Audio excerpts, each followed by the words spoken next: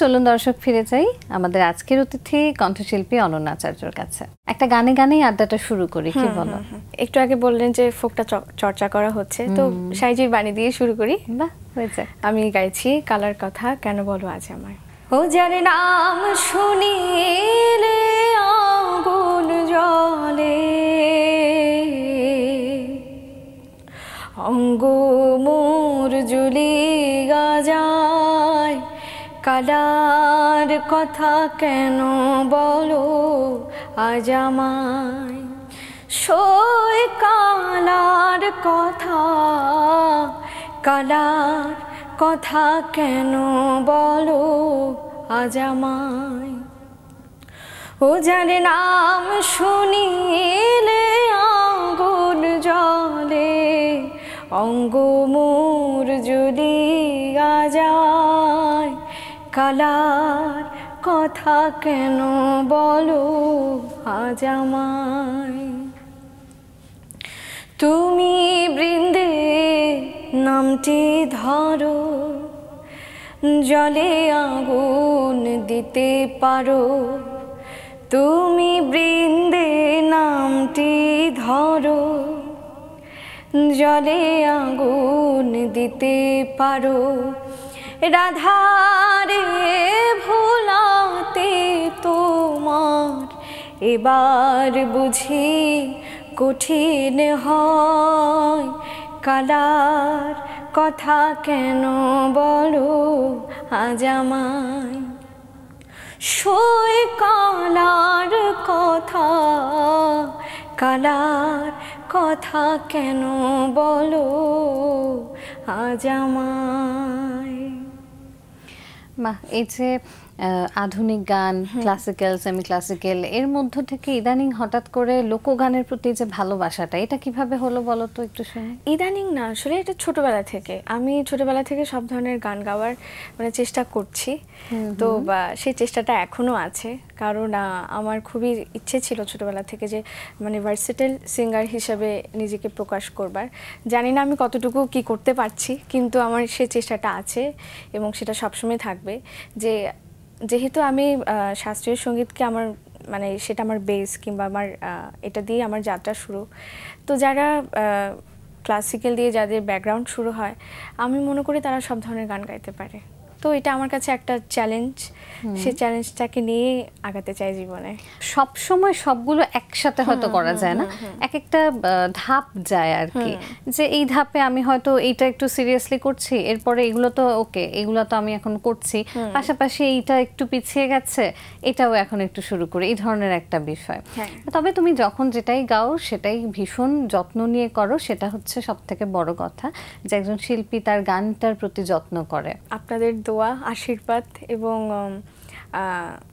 ঈশ্বরের একটা আশীর্বাদ, সেটা বলবো সবসময়। আর চর্চা সেটা তো সবসময় চালিয়ে যাচ্ছে, কিন্তু যখন আশপাশ থেকে মানুষ এতটা অনুপ্রেরণা দেয়, তখন আসলে সত্যিই ভালো লাগে। মনে হয় যে না, আমি গানগুলো গাই, দেখি একটু চেষ্টা করে দেখে আমি মানে কিছু করতে পারি কিনা। এই গানটাই আমি হয়তো সবসময় গেয়েছি, তারপরেও নতুন করে আরেকটু নতুন কি এটার মধ্য থেকে খুঁজে বের করা যায়, আর একটু নতুন কিভাবে আমি আমার কণ্ঠ দিয়ে এটাকে দর্শকদের কাছে পরিবেশন করতে পারি, সেই বিষয়টা কিন্তু আসলে চর্চা না করলে আমার মনে হয় যে ওভাবে করে করা যায় না, আবিষ্কার করা যায় না। একদমই তাই। আর সবচেয়ে বড় কথা, লোকসঙ্গীত এমন একটা ধারা বা এমন একটা জায়গা আমাদের জন্য, বিশেষ করে আমরা যারা বাঙালি তাদের জন্য।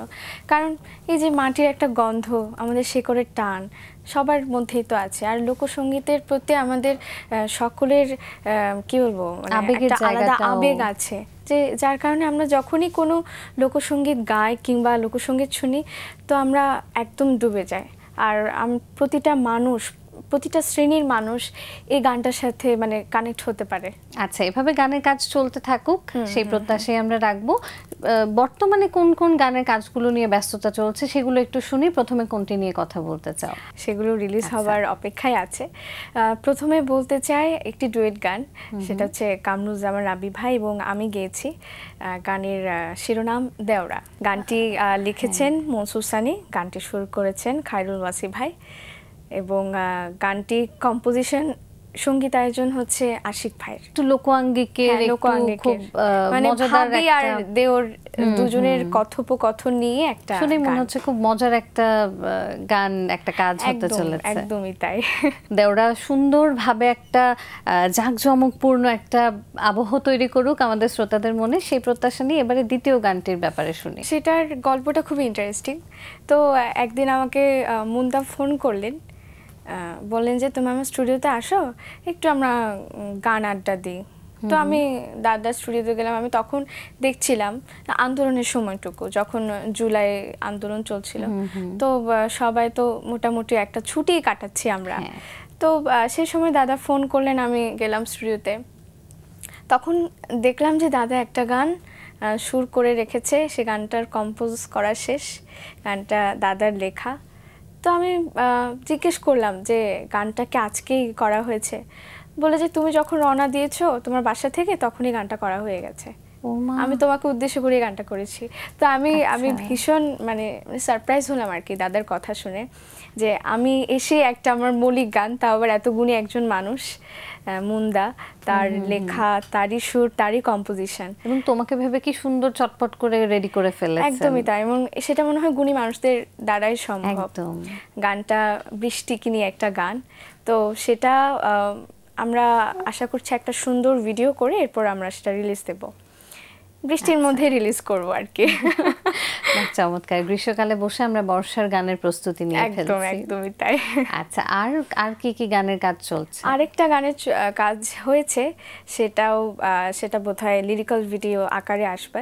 সেই গানটাও গুণী মানুষদের আয়োজনে গানটি লিখেছেন শ্রদ্ধেয় এম এ খান, এবং গানটি সুর করেছেন আমার ভীষণ পছন্দের একজন মানুষ, এবং তিনি গানটির কম্পোজিশন করেছেন ইউসুফ আহমেদ খান। আচ্ছা, তো ভাইয়ার সাথে এটাই আমার প্রথম কাজ, ওনার সুরে ওনার কম্পোজিশনে গান গাওয়া। তো এমন করে ফিরিয়ে দেবে সে তো খুব ভাবিনি গানটির শিরোনাম। তো এত সুন্দর গানটি, এবং গানটি শুনলে কেমন একটা বেদনা তৈরি হয় মনের মধ্যে, সেটা বলে বোঝানো মুশকিল। এটা নিয়ে আরেকটা ইন্টারেস্টিং কথা হলো, এই গানটা যিনি লিখেছেন তিনি এখন প্রয়াত। তো তার যিনি কন্যা, তো উনি ওনার বাবার গানগুলোকে এভাবে সুরের মাধ্যমে, কম্পোজিশনের মাধ্যমে নতুন করে সবার মধ্যে আনতে চাইছেন। তো সেরকম একটা প্রজেক্ট হয়েছে প্রায় 5 জনের। আমি আর 4 জন শিল্পীর কথা না বলি, একটু মানে সারপ্রাইজ রাখি, সাসপেন্স থাকুক এটার। তো আমার তো নিজের কথাটা বলে দিলাম, সেই গানটি সামনে আসবে এবং আমি খুবই অপেক্ষায় আছি এই গানটার জন্য। কারণ এখন যেহেতু মানুষ একটু মিউজিক ভিডিওটা দেখতে পছন্দ করে, একটু সময় নিয়ে যত্ন নিয়ে আসুক, আমরাও সেই অপেক্ষায় একটু ধৈর্য ধরে থাকি। এবারে চলো একটা গান শুনে ফেলি। আমি গাইবো রুদ্র মোহাম্মদ শহীদুল্লাহর ভীষণ জনপ্রিয় একটি গান। আমি আশা করি আপনি বুঝতে পারছেন, যেহেতু আপনিও গানের মানুষ। শুনে ফেলি আমরা তাহলে। ঠিক আছে, গানেই শুরু করি। হ্যাঁ। দিও তোমার মালা খানি বাউলেরি মনটারে আমার ভিতর বাহির অন্তরে অন্তরে আছো তুমি হৃদয় জুড়ে। ভালো আছি ভালো থেকো, আকাশের ঠিকানায় চিঠি লেখো। ভালো আছি ভালো থেকো, আকাশের ঠিকানায় চিঠি লেখো। দিও তোমার মালা খানি, দিও তোমার মালা খানি বাউলেরে মনটারে আমার ভিতর বাহিরে অন্তরে অন্তরে আছো তুমি হৃদয় জুড়ে। বিভিন্ন রকম অনুষ্ঠান, বিভিন্ন প্ল্যাটফর্মে তোমাকে নিয়মিত দেখি, স্টেজ শো নিয়েও অনেক ব্যস্ততা রয়েছে। এই সব কিছুকে আসলে তারপরে আবার এই যে কেউ আছে যারা লোকগান গাচ্ছে, শুধু লোকগানই করছে, বা রবীন্দ্র বা নজরুল করছে, তুমি যে বিভিন্ন ধরনের গানই করার চেষ্টা করো, সেই জায়গাটিকে আসলে কিভাবে ব্যালেন্স করো? যে গানগুলো যেভাবে করা উচিত, যে গানগুলোর গায়কই যেরকম, সেই গায়কের শুদ্ধতা বজায় রেখে যেভাবে গাওয়া যায়, যেভাবে গাওয়া হয়। এবং সত্যি কথা বলতে আমি কিন্তু আমার শিক্ষকদের কাছ থেকে শিখছি সেগুলো। আমার বিভিন্ন সাবজেক্টের জন্য ছোটবেলা থেকে বিভিন্ন শিক্ষকের কাছে শিখে এসেছি। আমি যখন লালনের গান গাইবো বলে যখন আশা করেছি, তখন আমার মা বাবা শ্রদ্ধেয় ফরিদা পারভিন ম্যামের কাছে আমাকে লালন শিখবার জন্য নিয়ে গেছেন। আমি যখন মা বাবার কাছে বলেছি যে আমি নজরুল শিখবো, তখন আমাকে ফেরদৌস ম্যামের কাছে নিয়ে গেছেন। আমি বিজন মিস্ত্রি স্যারের কাছে এখনও শিখছি। ক্লাসিক্যাল তো শিখছি ছোটোবেলা থেকে, বর্তমানে আমি আলী এফএম রেজওয়ান স্যারের কাছে শিখছি এবং জগন্নাথ বিশ্ববিদ্যালয়, এটাও আমার মেজর সাবজেক্ট ক্লাসিক্যাল, সেই সাথে ছায়ানটও আমি শাস্ত্রীয় সঙ্গীতে করছি। আধুনিক গান আমি শিখেছি কনক চাপা ম্যামের কাছে এবং মইনুল ইসলাম খান স্যারের কাছে। তো যখনই যে গানটা শিখতে চেয়েছি, যখনই যে গানটা করতে চেয়েছি, সেই গানটা শিখে করেছি। তো আমার কাছে মনে হয় একটা গান যখন শেখা হয়, একটা গান যখন চর্চা করা হয়, সব ধরনের গানই গাওয়া একজন শিল্পীর জন্য সহজ। তোমরা অনেক দিন ধরে গান করছো, চর্চা করছো, পরিবেশন করছো, কিন্তু কেউ একজন হয়তো 3-4 মাস ধরে খুব গান করে টোরে খুব কভার সং করে খুব জনপ্রিয় হয়ে গেছে। হয়তো তুমি দেখছো যে তোমার থেকে ভিউয়ের দিক থেকে, দর্শকপ্রিয়তার দিক থেকে হঠাৎ করে খুব এগিয়ে গেছে, তখন কেমন অনুভূত হয়?